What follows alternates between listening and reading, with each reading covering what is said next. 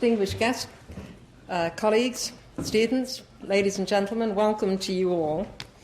I want to begin this evening by paying tribute to Dr. Lee Seng-Ti, a great benefactor and friend of the university, whose vision established this series of lectures known as the Dr. S.T. Lee Public Policy Lectures.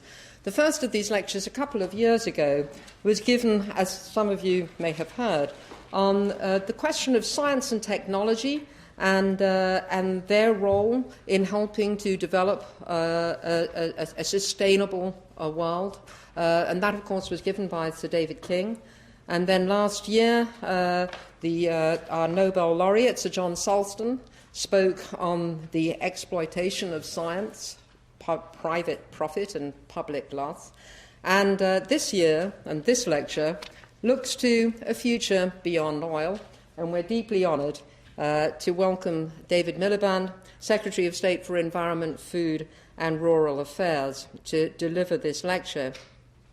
It's a subject of global importance. It's also of local importance. And I just want to take a moment to say a word about Cambridge in this context. It's a matter of concern to us all. And the university, I believe, has several roles to play. One of the things we do, we are after a fashion, a business, certainly an organisation with a footprint here in Cambridge, here in East Anglia. And in terms of what we do on that front, well, we take that seriously. We're one of 18 UK universities working with the Carbon Trust in the first phase of the Higher Education Carbon Management Programme. As a part of that programme, we are planning to cut emissions from university buildings by 10% over the next 5 years. We're committed to providing 10% of the energy requirements of large new developments at Cambridge from on-site renewables. And 97% of the university's electricity is currently supplied from sources free of carbon emissions. Now, these are good things. I think they're quite ambitious targets. I would like them to be more ambitious. But the truth of the matter, the fact of the matter is that collections are even more demanding than people in terms of how you have to take care of them. Our buildings are even more intractable than people in terms of what it involves to take care of them. And, of course, research activity is inherently an energy-intensive activity. So my own view is that while we must be serious, and we are serious about how we run our business, in truth, Cambridge's capacity to really make a difference is not going to be on that front. It is rather through the students who we educate, who go on to lead and make a difference in the world.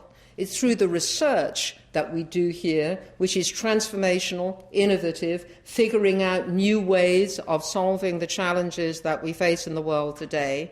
And last but not least, it's in bringing an engagement with the leaders and the policymakers of the nation and the world. And this evening, this lecture series, this encounter, is an opportunity to do just that. And I am absolutely delighted that the Secretary of State accepted the invitation to come here and to speak tonight. In truth, he needs no introduction, I think, to you all. This is a person who has his degrees from Oxford and from MIT.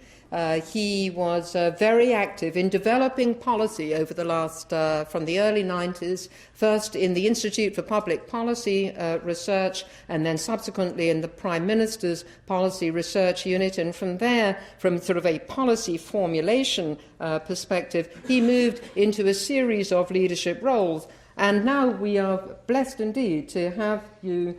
We think we are. We hope we are. We'll wait to see whether we are.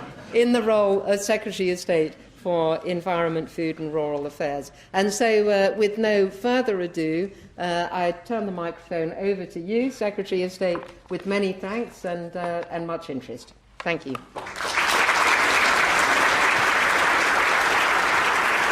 Thank you very much. Thank you. Thank you very much, Vice-Chancellor, for that introduction, which I fear no one could live up to. Whenever anyone says you need no introduction, I have brought back to the forefront of my mind one of the most embarrassing experiences of my political life. There's no reason you should have known this, so I don't hold this against you for bringing it back to the forefront of my mind. But when I was first made a minister, which was a minister for schools in 2002, in June 2002, as it happened, I was made a minister on a Wednesday, and I had planned for the Friday a visit in my constituency. Most MPs spend the Friday in their constituency.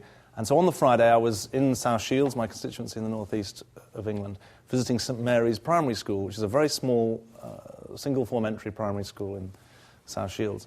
And the headmistress greeted me with the words that you uttered, namely, our guest today needs no introduction, except instead of 250 scholars and students who are also scholars, but scholars and students, there were 180 primary school students between the ages of 5 and 11 sitting on the floor with their arms crossed and their backs straight.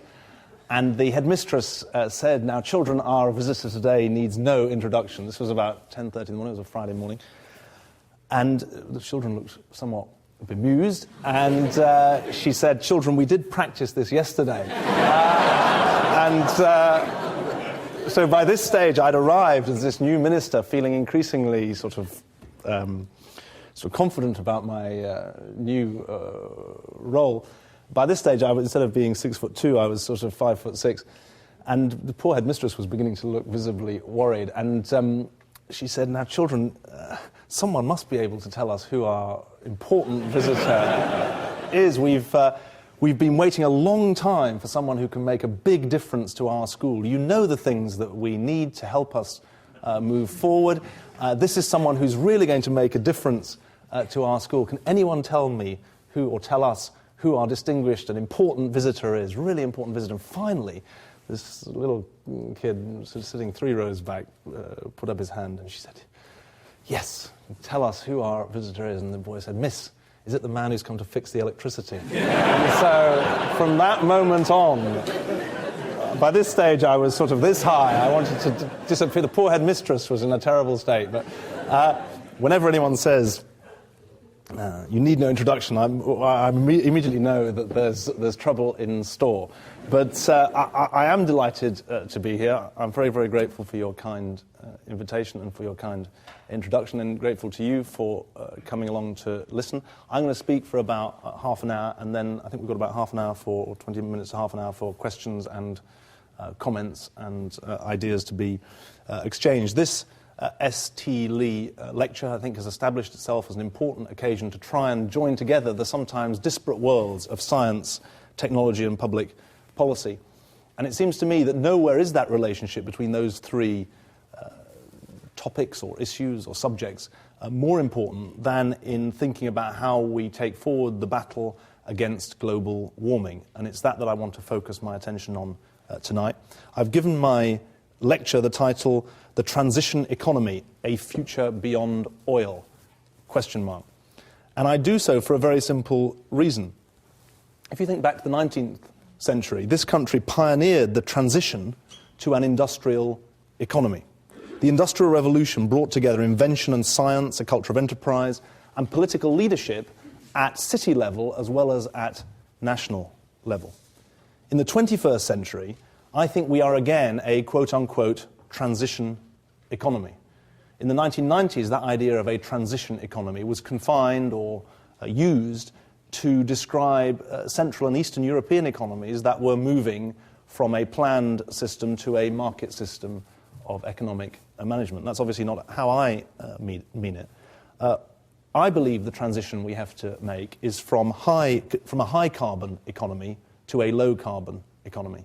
And I think that transition is as profound in many ways as the shift from a planned economy to a market economy.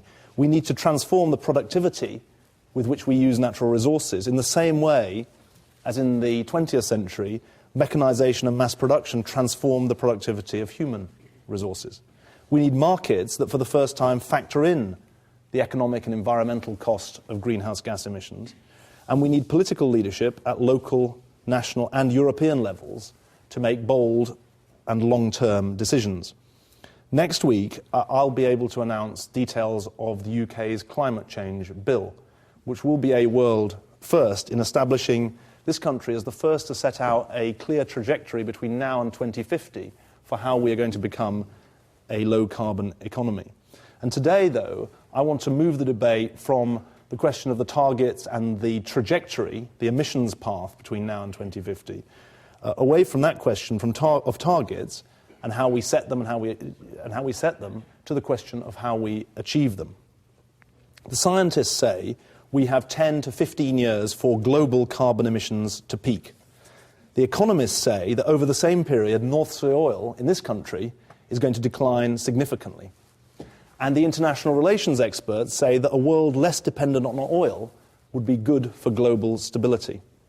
So my starting point is the twin challenge: energy security on the one hand and climate security on the other. An economy no longer dependent on oil would, I think, be better for both. And I want to look tonight at the technologies required in each of the three key sectors that produce carbon dioxide: electricity, heat and transport, and the policies required to drive the transition we need to make, both for our own sakes and for that of the wider battle against global warming. The obvious starting point is that the challenges facing this country have changed a lot. 10 years ago, I was working in Downing Street in government as the new government came to office, and at the front of our minds were questions of macroeconomic stability, public service underinvestment. Today, the focus of many of these domestic challenges that we face are linked to international challenges, and nowhere could that be more graphically illustrated than in respect of climate change. The figures bear repeating, I think. As the Energy Review set out last year, rapid industrialization by China and India means that global energy consumption is going to double by 2030, in other words, over the next 23 years. At the same time, in this country, many of our coal and nuclear power stations are coming to the end of their lives. Instead of being oil and gas exporters, thanks to North Sea oil exporters, thanks to North Sea oil, we're going to become importers. By 2020, as much as 90% of our gas will be imported from Russia, Central Asia, the Middle East and or Africa. We could be importing as much as 90% by 2020. The figure is 10% now. So you've got an energy security challenge that is clear and present. Our renewables sector produces only 4 to 5% of our total electricity mix at the moment, perhaps an indication that we haven't used the last 25 years of abundant North Sea oil as well as we should to prepare for the future. Our nuclear capacity, currently about 18-19% of our electricity mix, is due to fall to about 7% over the next 12 or 13 years. So there is a real energy security issue facing this country. But obviously there's also a climate change challenge. And I think it's worth just setting out the consensus that has emerged on the science. I'm not a scientist myself, but my reading of the science is that it is clear and unambiguous as a scientific consensus ever can be. The global temperature has risen by about 0.7 degrees in the last century. That's unprecedented in human civilization. It's risen by 0.4 degrees since the 1970s, i.e. in the last 30 years. It's clear, too, that this is as a result of human activity. We've massively increased the burning of fossil fuels that emit greenhouse gases. We've continued to cut down the forests that absorb carbon dioxide. Deforestation is actually responsible for 18 or 19% of the total climate change challenge, greenhouse gas emission challenge. As a result, carbon dioxide levels in the atmosphere are now 35% higher than before the Industrial Revolution. That is unprecedented. And just to give you the figures, the metric that I find the most useful, the stock of carbon dioxide in the atmosphere, which is in the end what matters, the stock of carbon dioxide or its equivalent in the atmosphere at the moment is about 425 parts per million. The stock of carbon dioxide itself is about 380. Carbon dioxide is more or less 80% of greenhouse gases. 425 parts per million of carbon dioxide or its equivalent. That's rising at between 2 to 3 parts per million per year. So within 10 years, we'll be at 450 parts per million. Why is that significant? Because the scientists agree that at 450 parts per million, you've got a better than evens chance of an average 2 degrees centigrade change in the average temperature of the Earth's surface.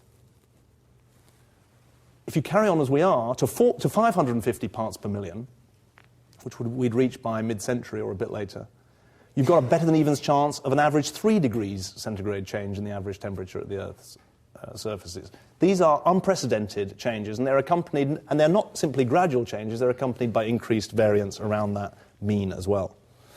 So I believe it's clear that if we carry on with business as usual, with more countries growing in wealth and population, and critically more countries emitting more carbon dioxide or its equivalent, the stock of greenhouse gases in the atmosphere is going to increase dramatically and outstrip our capacity to cope with it, our capacity economically, socially, and environmentally. It's interesting why haven't we woken up to this sooner? Why hasn't there been a bigger reaction sooner? I think one of the reasons is that it's been bracketed, climate change, as an environmental issue. After all, I'm speaking to you here as the Secretary of State for the Environment. And Al Gore, in his film, I don't know how many of you have seen his film, The Inconvenient Truth, the subtitle is a planetary emergency. But it's almost been seen as if it's a matter of nature, not a matter for humans. It's almost a planetary emergency, not a humanitarian emergency. Actually, this isn't just a quote-unquote environmental issue. It's an issue that needs to be on the desks of prime ministers and finance ministers and foreign ministers, because it's actually a security issue, an economic issue, a social issue of a very profound kind. And maybe I should just say a word about that. Why is it a security issue? I was in India in January. At the moment, the scientists are saying that the rise in the sea levels might be 75 centimetres in the course of the next 50 years. What they say, the people who've looked at this, once you reach 100 centimetres or more, you're talking about a refugee population from Bangladesh to India of 25 to 30 million people moving. That's why people see it as a security issue, not simply as an environmental issue. For obvious reasons, climate change is becoming a development issue. One of the cruelest ironies of this issue is that the people who stand to suffer the most are not those who have caused the problem. Unless we help Africa adapt to the challenge of climate change already underway, our aid and development policies are going to be critically undermined. So climate change is a development issue as well as an environmental issue and a security issue. And climate change is becoming a financial and economic issue. Sir Nicholas Stern, who's the head of the Government Economic Service, published a report which many of you have seen reference to, some of you may have read and studied, in October. He addressed the argument that although the science of climate change might be clear, the economics argued against action, that it was simply too expensive to do anything about it. What he showed was that the conventional wisdom, to my mind, what he showed was wrong, in that the costs of prevention are actually lower than the costs of adaptation after the event. He said, more or less, that while it would cost 1% of global GDP to mitigate climate change, it might cost anything between 5 and 20% of global GDP to adapt to it after the event, on relatively conservative estimates. So this is becoming an economic issue of quite profound nature. There's this really smart guy, John Holdren, who runs an institute associated with Harvard University, and he made a really good point to me, which I thought was smart. He said, look, people always talk about adaptation and mitigation as being the two factors in this. Do we wait for climate change to happen and then adapt to it and pay for it as we get richer, or do we stop it happening? And he said, that's wrong. I said, why is it wrong? He said, there are three factors. There's adaptation, there's mitigation, and there's suffering. That's the third part of this equation. And every time you decide that you're going to put off dealing with the problem, you're increasing the amount of suffering, even if you're increasing your commitment to adaptation in the future. I thought it was a really smart way of thinking about it. So this isn't just an environmental issue. It's an economic, security, and development issue at its heart. And above all, it's about energy. There's no reason that energy security and environmental security should tug in the same direction. I hadn't realized this, but during apartheid, South Africa adopted a process of producing synthetic petroleum from its coal reserves. That improved its energy security, but it undermined global environmental security. So it's not necessary that environmental security and energy security go together. And actually, if you follow some of the debate about biofuels, that's another way in which they won't necessarily go together. Some of the arguments for biofuels neglect the fact that if you're ripping down rainforests to supply biofuel production, you're not doing anything for the global fight against global warming. But for a country like ours, I think the energy security debate and the environmental security debate do point in the same direction. And they call for three things above all. First, demand reduction, radically reducing our energy needs through much greater energy efficiency.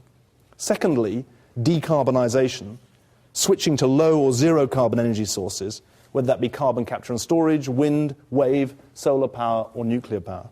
And third, and nuclear power, because the truth is there's not a silver bullet in this. You're going to have to do all of these if you're going to meet this challenge. And third, decentralisation. While centralised energy production will remain an important part of our energy system, I think an increasing share will be produced within individual homes and in communities at a decentralised level.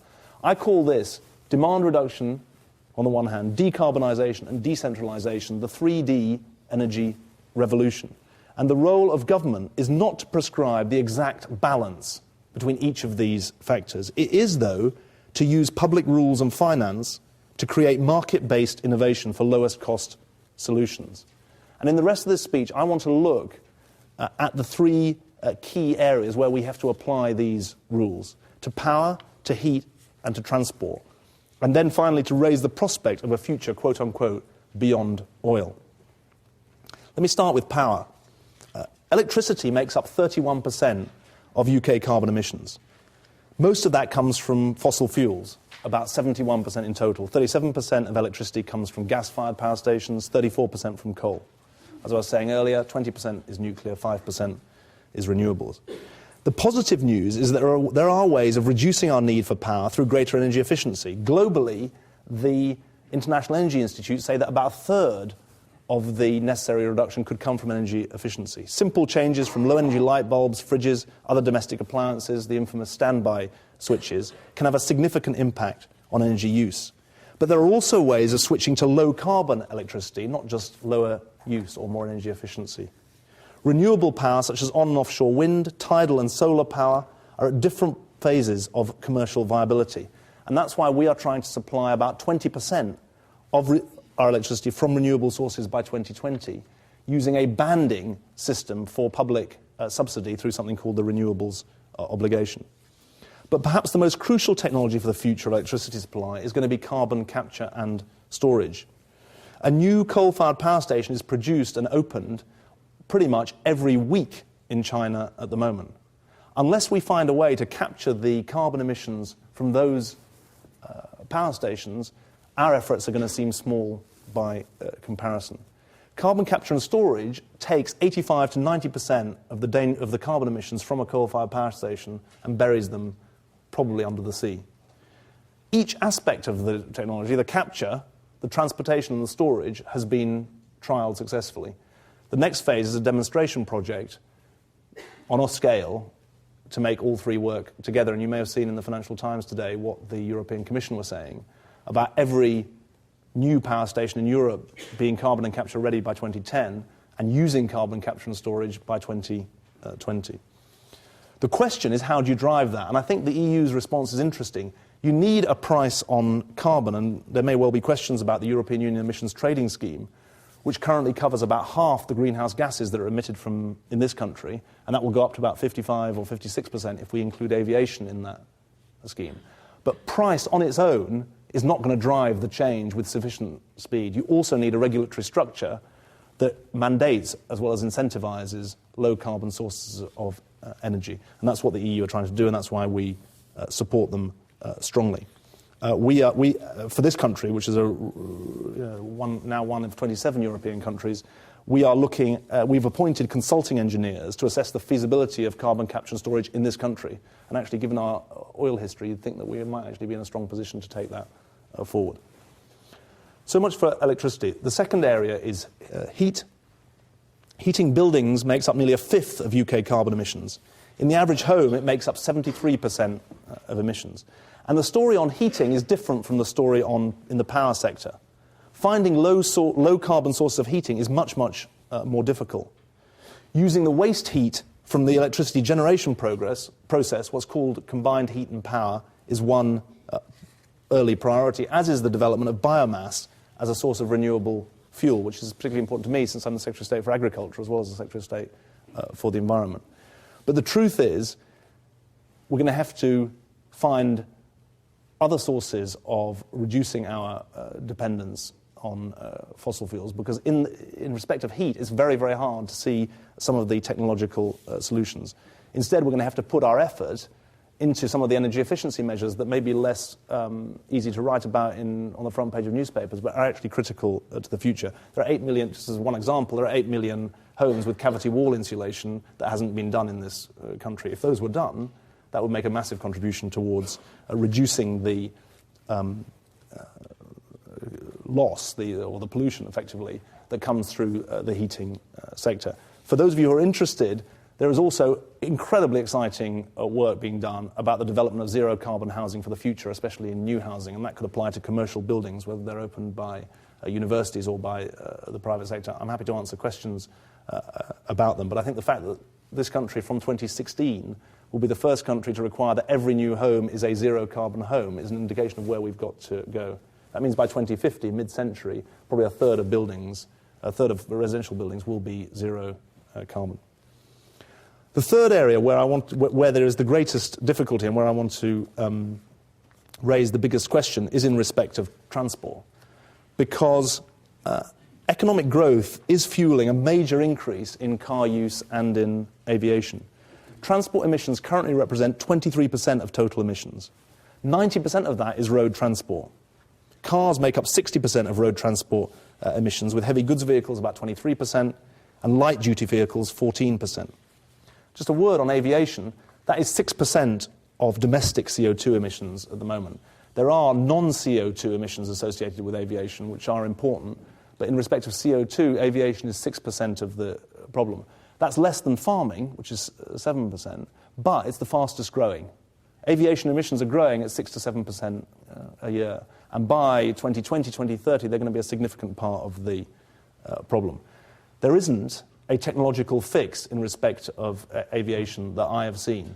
No one has found a way of getting an aeroplane up other than using kerosene. What there are different ways at the moment of making aviation much more energy efficient, and we should obviously pursue those. We should also make sure that the environmental cost of aviation is priced into the process. That's why we've been supporting for a long time putting aviation into the emissions trading system.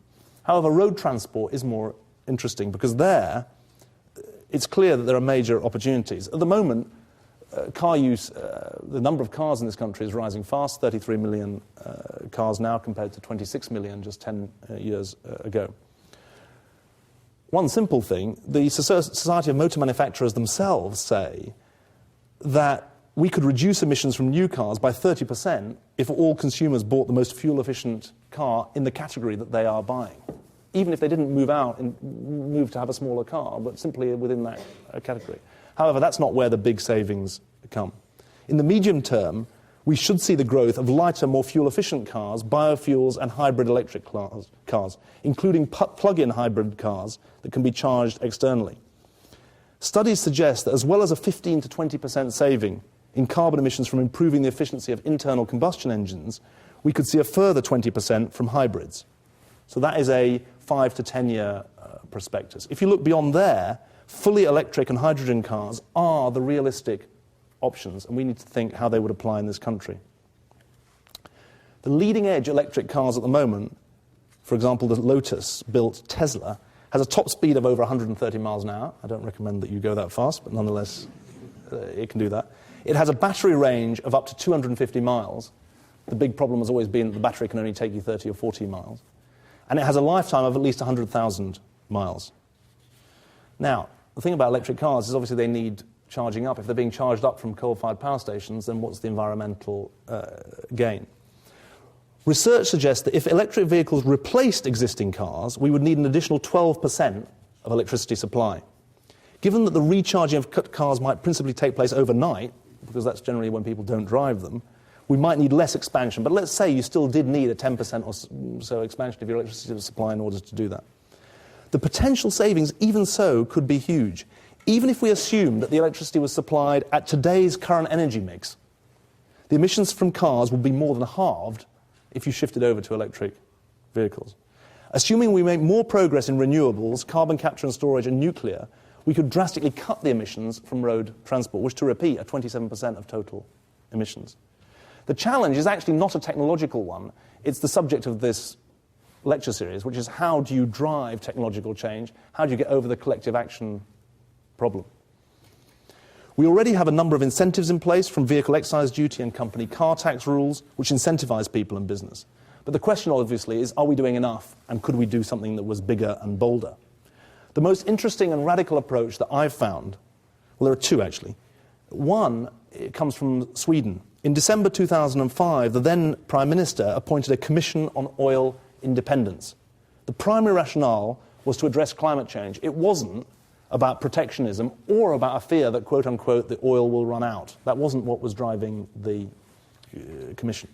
It was about the impact of oil it was about, fundamentally, the impact of oil on the environment. Secondary concerns were about the impact of oil prices on Sweden's economic growth and employment. Along with Finland, Sweden has the largest amount of woodland per inhabitant in the EU, and they were also keen to expand the supply of energy from their forests and fields, what they call green gold. Now, the conclusions of the Commission are actually interesting. The first milestone towards an oil-free economy, and that's what they wanted as their end goal, and was agreed by the government, was to reduce petrol consumption by 40 to 50% by 2020. Alongside this, they proposed that no oil should be used for heating residential and commercial buildings, and industry should reduce its use of oil by 25 to 40%. Now, every country is different, but I think it's right that energy security and climate change objectives mean that we should look at what it would mean for the UK to create, over a period of 15 to 20 years, a post-oil economy. A declaration less of oil independence, quote-unquote, and more the end of oil dependence. The challenge in respect of industrial processes and home heating is actually smaller than I thought, since oil plays a relatively small role in these areas. 8% of oil is used by industry for energy use, 3.5% used domestically, largely for heating. The biggest challenge is transport, which is essentially the other 80%. And this is where there's a second example which I think is interesting. About 25 years ago, Brazil made the choice to ensure that all of its cars were able to run on ethanol. Today they can, and over 3/4 of the car fleet uses ethanol as a matter of routine. We need similarly far-reaching thinking in this country. Our own decisions here on this island will be important. After all, 2.5 million new cars are sold every year in Britain. We have the potential through our own policy to affect this. The road transport fuel obligation, which is currently fixed for 5% by 2010, and which we're looking at whether or not we can double, is one way of stimulating the market. But transport regulation, especially in the modern world, is quintessentially a European issue, because it's at European scale that we can maximise the environmental benefit and minimise the economic cost. That's why we welcome the determination of the European Commission to bring forward a mandatory scheme to reduce car emissions by 2012. Their proposal is for 130 grams per kilometre by 2012. Current level is about 164, 165 grams per kilometre. But what about beyond 2012? When the European coal and steel community was founded in the 1950s, its role was to address national security and prevent another world war. In 1962, when the Common Agricultural Policy emerged, the priority was food security. Today, the challenge facing Europe is energy security and climate security. So to renew its mandate, Europe needs to address citizens' fears and aspirations of 2007, not 1962 or 1952. The EU must, in my view, strive to become the environmental union. And the drive to replace oil dependence with sustainable energy sources could provide the tangible expression of its mission and a basis to renew the connection between the European Union and its citizens. That's why over the next year, I'll be working with my European counterparts to look at how we reduce the trajectory of carbon emissions across various energy sectors. And in thinking through the opportunities to build a post-oil economy, we need to consider whether surface transport could become part of the European Union emissions trading scheme, a price signal, whether we should set a long-term goal for vehicle emission standards in 2020 or beyond, a regulatory signal. And third, we need to think how we would develop the infrastructure that could support low-carbon transport that is an industrial policy challenge or signal. All three have to go together. And the goal could not be clearer. It would be to take carbon out of fuel supplies. It's as simple as that. The means will be radical innovation in the private sector, sponsored by clever use of all the tools available to government. And that's something that we need to think about. It's something the private sector needs to think about. But it's also something that universities can make a huge contribution to. And as I understand it, there's a newly created Centre for Energy Studies at the Business School in Cambridge. I would hope this would be an early subject of research by them. Let me just finish up on the following couple of points. I think that energy security and climate change are challenges that we can meet, but I don't know whether we will. The problem is actually not a technological one, it's a political one, not a party political one, but a political one in the sense of how you engage, not just nationally, but internationally and intergenerationally to change people's behaviour, both as individuals, citizens, as employees, and in the political realm. Climate change requires the power of markets to uncover the most cost-effective solutions. But markets require governments to create them and to shape them. They require government to create and enforce property rights. They require government to establish clear frameworks in which markets can innovate. And that is what the goal of a post-oil economy can help us to do. I think that if you want to be pro-environment, you have to be pro-social justice. You can't sit down with an Indian environment minister or a Chinese environment minister, still less an environment minister from an African developing country, and not understand there is a social justice underpinning to this debate. There's a right to development that they feel rightly, but there are also incentives for low-carbon development that we can provide. You can't be pro-environment unless you're also pro-market solutions, because the government isn't going to be able to figure this out on its own.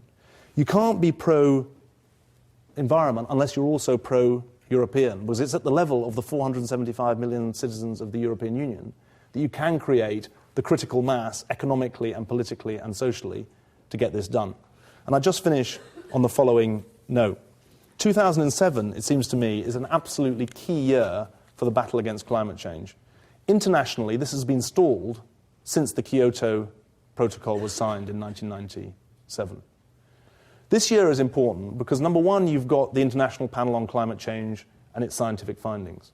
Secondly, you've got the European Union heads of government now meeting this weekend to agree unilateral steps that will break out of this appalling after-you Claude syndrome where industrialized countries say to the developing world, we won't do anything unless you do anything, and the developing world says, well, we're not going to do anything unless you take the lead. This weekend, the European Union can take the lead. In June, the group of 8 leading industrialized countries, plus the 5 emerging economies, China, India, but also Mexico, Brazil, and South Africa, meet, hopefully to agree the 5 foundations of a global deal on climate change, which is about a stabilization goal, how much carbon dioxide can we tolerate, which is about a carbon price globally, which is about technology transfer, which is about avoiding deforestation, and is about adaptation to climate change now. So in June, you've got a critical event. And in December, you have the reconvening of the UN Framework Convention on Climate Change, which is the only body that can negotiate a global deal, and is a body to which 189 countries have committed themselves to prevent dangerous climate change, including the US, including Australia, including the non-Kyoto signatories. If we're going to live up to that, we're going to have to think about a post-oil economy. That's what I tried to do tonight. Thank you for listening.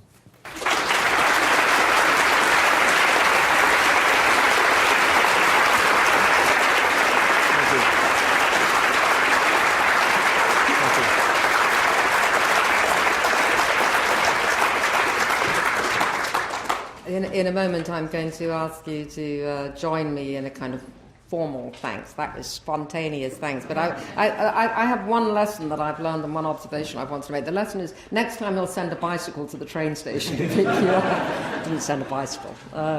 The observation that I would make is that, and I suspect it's one that many of you are making, and you said it explicitly along the way, but also as I listened to you talk, all the way you were integrating different fields of knowledge, and you were not only talking in terms of trade-offs, though there was that too, trade-offs between different sort of ways of thinking about things technologically, but also it was the interface between the technology and science and the politics and the economics and the culture as well.